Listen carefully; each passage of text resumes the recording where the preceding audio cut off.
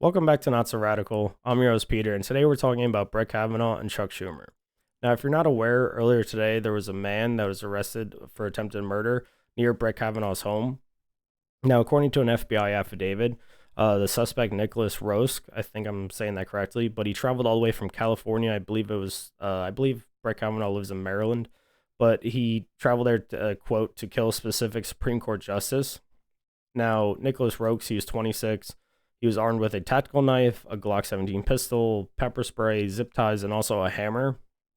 Now, Roske, he also told law enforcement he was upset about the leaked draft opinion that showed that provisionally they voted to overturn Roe v. Wade.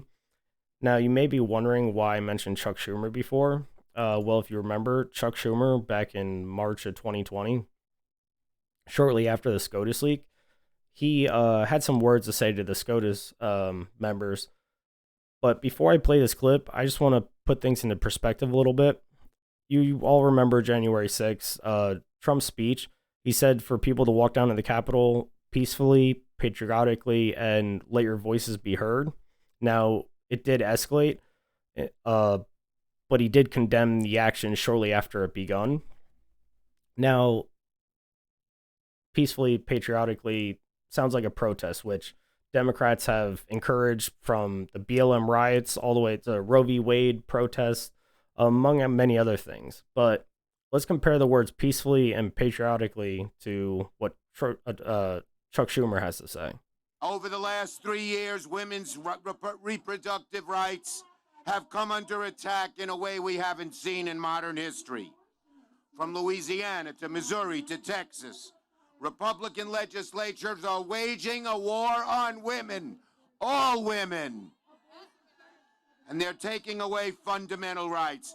I want to tell you, Gorsuch, I want to tell you, Kavanaugh, you have released the whirlwind, and you will pay the price.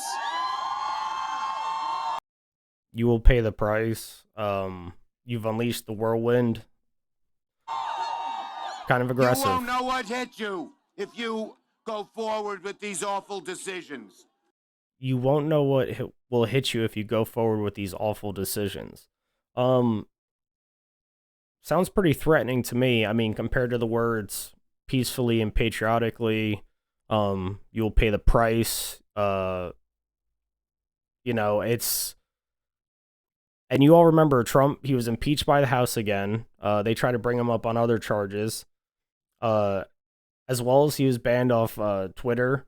So, I mean, all we're asking for of politicians in general is just fair and equal accountability.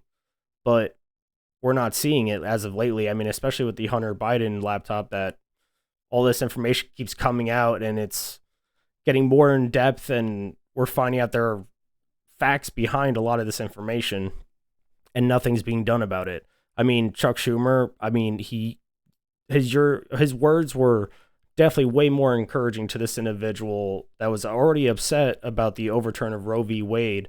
And this guy tried so much so that he traveled all the way from California to Maryland and attempted to murder Brett Kavanaugh.